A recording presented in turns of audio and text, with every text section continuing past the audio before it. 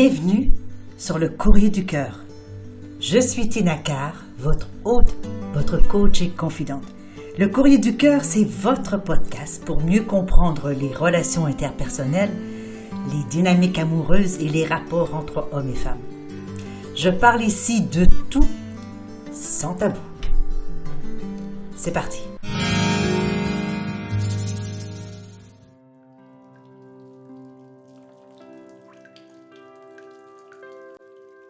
Je reçois aujourd'hui une lettre venant de Joéline qui va comme suit. Bonjour Tina, je suis en couple avec mon partenaire depuis plus de 12 ans. Nous avons toujours eu une sexualité satisfaisante et je dirais même excitante. Nous n'avons pas vraiment de tabou en principe. Mais voici. Mon partenaire croit que nous devrions nous filmer et poster nos ébats sur des sites spécialisés. J'aime mon amoureux, mais là je crois que c'est pas très correct de faire cela. Il y a une différence selon moi entre regarder et faire. Il me dit que c'est quelque chose qui le branche vraiment et je sens actuellement une grande pression sur moi pour répondre à son fantasme, à son besoin. Je ne sais pas comment faire. Merci de m'aider. Joéline. Tout d'abord et bien évidemment, merci de nous écrire.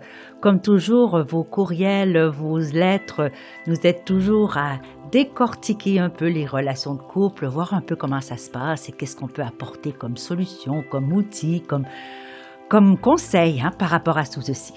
Alors, vous êtes en couple depuis 12 ans. Félicitations. Vous savez, c'est déjà très rare de voir des couples qui durent depuis si longtemps. Ces couples qui ont une sexualité encore excitante après 12 ans, c'est formidable. Bravo, bravo. Alors, peut-être le fait que vous dites justement que vous n'avez pas vraiment de tabou, cela peut-être aidé. Peut-être avez-vous justement exploré plusieurs choses ensemble et c'est merveilleux. Actuellement, il y a quelque chose par contre qui vous agace un peu. Vous savez, quand on parle de tabou, c'est un peu ça, c'est qu'on croit ou on pense ou on espère pas avoir de tabou lorsqu'on est avec quelqu'un, mais finalement, il y a souvent quelque chose, un espace, un fantasme, un comportement, une action, une position qu'on ne désire pas avoir, qu'on ne désire pas faire, dans laquelle on ne désire pas s'engager. Je crois que chacun a un tabou à quelque part et il est intéressant de pouvoir explorer avec quelqu'un jusqu'où on peut aller finalement. C'est ça un peu la vie, expérimenter, essayer. Et comme je le dis souvent, on essaye une fois et lorsqu'on n'aime pas, on n'essaye plus, quoi. Et si on aime, on recommence. Mais là, c'est quelque chose qui ne vous tente pas beaucoup. Je comprends très bien à ce stade-ci que de regarder des films spécialisés et en faire, être acteur, être protagoniste, être personne qui figure sur la pellicule, c'est complètement différent que d'être derrière son écran à regarder ces acteurs qui sont le plus souvent des gens professionnels ou des gens qui sont évidemment volontaires, on peut espérer, de s'exposer ainsi devant une caméra et de mettre ça sur Internet au vu de tous. Beaucoup d'hommes aiment ce genre de fantasme parce que, premièrement, lorsqu'on regarde ces films spécialisés, pour ne pas dire carrément les films pornographiques, eh bien, rarement voit-on la tête de l'homme. Souvent, l'action est posée, la caméra, donc l'œil de la caméra est posé sur les morceaux de corps féminin et de ce que l'homme en fait de ces morceaux-là. Alors, c'est sûr que pour un homme de pouvoir montrer ses prouesses, de pouvoir montrer ses compétences, de pouvoir montrer ses performances sexuelles, c'est peut-être très enivrant, c'est peut-être très valorisant. Ou carrément le contraire, c'est-à-dire que peut-être qu'il se sent pas suffisamment excitant, pas suffisamment à la hauteur et qu'il a besoin de se faire prouver par des likes, par des interventions d'œil extérieur, par des followers, appelez-le comme vous voulez, qu'au contraire, il a quelque chose de particulièrement intéressant. Je dis toujours qu'une sexualité riche et une sexualité fluide et harmonieuse, c'est une sexualité qui est partagée par les deux partenaires. C'est-à-dire que si quelqu'un veut introduire un fantasme, si quelqu'un veut introduire une nouvelle pratique, une nouvelle façon de faire, des nouvelles pistes, eh bien, d'abord, ça se discute hors de la chambre à coucher pour se préparer mentalement à ce qu'on veut, ce qu'on ne veut pas. Et ensuite, je vous l'ai dit souvent, de poser les paramètres pour dire, bien, je veux bien aller dans cette direction-là, je veux bien aller voir ce qui se passe dans ton univers. Par contre, je suis prudente, je ne suis pas prête à accepter tout et n'importe quoi, et voici jusqu'où je veux aller pour l'instant. Ou bien, je me laisse aller complètement, mais voici des mots clés finalement qui vont t'indiquer si je veux cesser ou pas pendant que nous sommes en train de nous amuser. Donc, il y a plusieurs façons d'entrer en communication avec l'autre et entrer dans son monde, entrer dans ses fantasmes. Mais je me répète, il faut que les deux soient consentants. Alors, c'est une chose de répondre justement à tous les fantasmes et c'est une autre chose de se filmer, bien entendu, parce que là, on rentre dans une intimité qui n'est plus intime. Nous sommes dans le voyeurisme, nous sommes dans l'exhibitionnisme. C'est toute une autre sphère de la relation sexuelle qui peut être très intéressante ou pas. Pour l'instant, vous avez l'impression que c'est pas correct. Alors si j'entends, si je lis très bien, c'est que pour l'instant, il y a des résistances chez vous parce que vous ne voyez peut-être pas cette action, ce comportement être complètement absente de votre jugement ou de votre morale ou de vos valeurs. Et c'est OK. Nous ne sommes pas obligés de répondre à tous les besoins et demandes de nos partenaires. On peut les explorer, on peut en discuter, on peut les essayer, on peut les refuser, on peut les accepter. Bon, bref, il y a toutes les façons d'adresser les fantasmes de notre partenaire. Mais là où ça ne peut pas fonctionner selon ma perspective, c'est de se savoir forcer. Parce que lorsqu'on se sent forcé, eh bien, on sort complètement du consentement. Même si on se sent forcé un petit peu, même si on se sent tordre un peu le bras, eh bien, est-ce que c'est totalement consensuel? Certains hommes vont dire « Ah, mais toutes les femmes aiment bien. » Au départ, elles disent « Non, non, non, mais elles aiment bien de se faire convaincre. » Peut-être que oui, peut-être que non. Toutes les femmes, j'en doute. Certaines, sans doute aussi. Alors, qu'est-ce qui se passe entre vous et votre partenaire si vous ne voulez pas et que vous vous sentez forcé? Est-ce que ça veut dire que vous pilez complètement sur votre propre morale, sur votre propre respect de vous-même? Est-ce que le fait de lui faire plaisir à lui mérite que vous fassiez quelque chose que vous ne voulez pas faire? Est-ce que votre amour pour lui exige que vous passiez par-dessus vos tabous, vos morales? Voilà, c'est toutes ces questions-là qu'il faut vous poser, Joéline. Mais se sentir pressurisé pour répondre à un besoin de quelqu'un d'autre, il faut le faire avec un cœur bienveillant, avec le cœur plein d'amour, parce que qu'est-ce qui va se passer si vous faites l'expérience et ensuite vous le regrettez?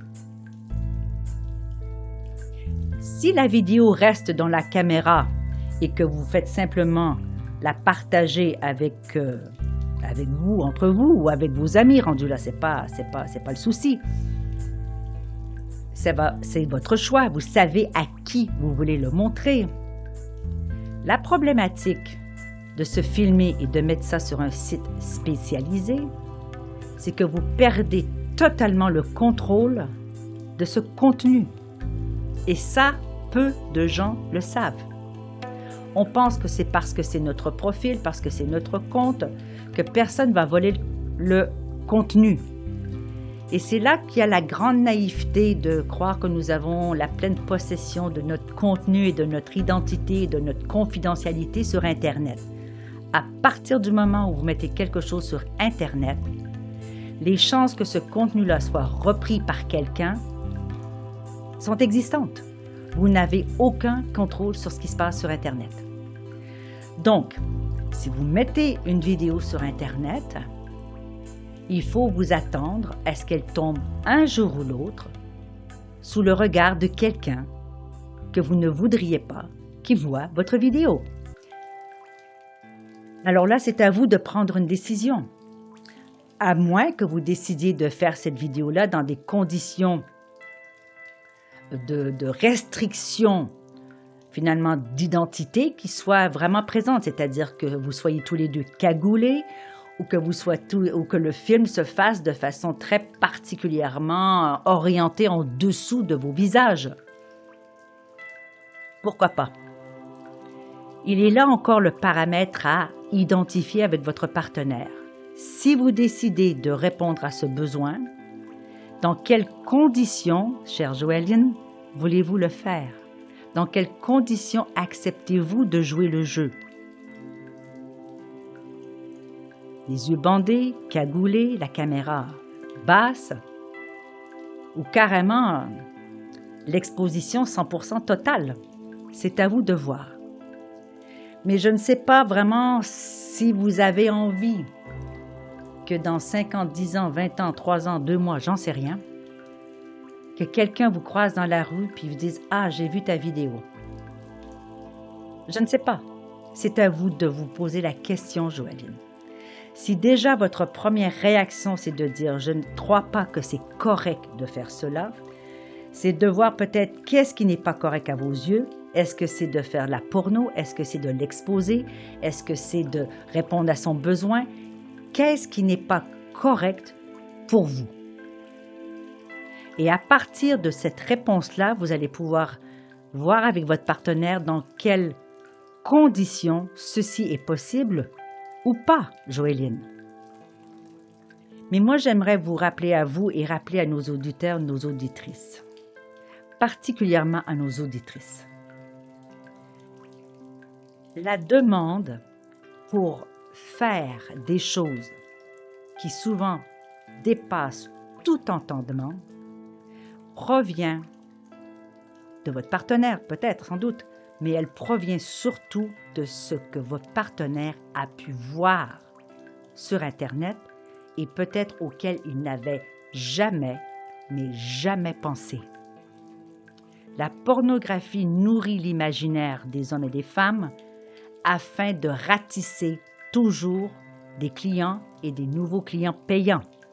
Donc, si on vous servait la même sauce depuis 30 ans, ça ferait longtemps que la pornographie serait morte. C'est parce qu'on ajoute de plus en plus des situations, des contextes, des éléments qui sont de plus en plus farfelus ou même extrêmes, à la limite du danger. Alors évidemment, comme le cerveau humain adore les sensations, le cerveau humain adore la nouveauté, qu'il s'ennuie dans la routine, qu'il a besoin d'être excité, motivé, allumé, eh bien, il va aller voir des choses de plus en plus extrêmes parce qu'il va s'être habitué à ce qui est donc devenu maintenant une banalité,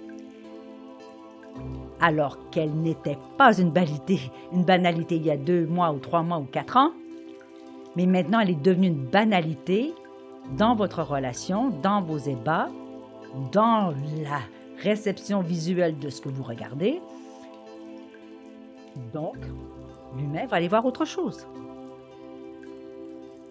Et là, je recommence et je dis toujours, jusqu'où voulez-vous aller et toujours vous ressentir en accord avec vos valeurs, en accord avec vos besoins, vos désirs, avec vous-même. À partir du moment où tout ça s'est réglé à votre partenaire et vous, eh bien, je vous dirais simplement, amusez-vous. Et là, si je peux me permettre, et c'est aucun jugement, mais la question fondamentale, c'est en quoi est-ce que l'exposer sur l'Internet, sur un site spécialisé, en quoi est-ce que cela va améliorer votre relation de couple, en quoi cela va bonifier vos relations sexuelles, en quoi cela va vous faire grandir en tant qu'amant. Si la réponse est rien, bien moi, je repenserai un petit peu l'intérêt de vous exposer sur Internet. Si au contraire, cela vous allume tous les deux, que vous y trouvez votre compte, que le fait d'être validé par un œil extérieur vous branche à ce point, j'ai pas grand-chose à dire. Mais je me rends compte que dans la vie, que ce soit pour les individus ou que ce soit pour les couples, lorsqu'on a besoin d'un regard extérieur pour valider notre performance, pour valider notre valeur finalement, parce que là, ça va être ça. Plus vous allez avoir de likes ou de gens qui vont vous commenter, plus vous allez avoir l'impression d'être de bons amants, d'avoir des beaux corps, je ne sais pas. Est-ce que c'est essentiel pour vous? Si ce l'est, et moi, je regarderai un petit peu vers l'intérieur de vous-même, vers l'intérieur de votre couple et voir comment est-ce que vous ne pouvez pas l'un l'autre valider ce que l'un l'autre apporte au couple, valider ce que le couple apporte à l'un l'autre et de peut-être fermer cette institution, si je peux dire, du couple dans un vase et de protéger ce vase-là et de bonifier la relation, d'explorer la relation et de voir de quelle façon vous pouvez construire cette confiance, cette relation avec vous-même, entre vous. C'est à partir de ce moment-là que vous allez vraiment grandir parce que vous n'aurez pas besoin de qui que ce soit pour savoir, pour être certain de la valeur de cette relation, de votre couple, de votre relation sexuelle aussi. Alors voilà, ma chère Joéline, c'est à vous à ce moment-ci de paramétrer vos relations, de voir sur quel pied finalement vous voulez danser ou pas, ce que vous êtes prête à faire ou pas, ce que vous êtes prête à faire ou pas pour votre relation, ce que vous êtes prête à faire ou pas pour vous préserver votre respect, votre dignité, et pour pouvoir préserver finalement la femme intègre, puissante que vous êtes. Nous voilà à la fin de cet épisode du Courrier du Cœur. Merci d'avoir été là et d'avoir partagé ce moment avec moi. J'espère que vous y avez trouvé de la valeur. Si vous ne l'avez pas déjà fait, eh bien je vous invite à vous abonner à ce podcast afin de manquer aucun épisode. Et vous pourriez, par la même occasion, si le cœur vous en dit, écrire un commentaire ou laisser une appréciation avec quelques étoiles. Alors, je vous retrouve dans un prochain épisode du Courrier du Cœur. Mon nom est Tina Carr, je suis votre hôte, votre coach et votre confidente. À bientôt.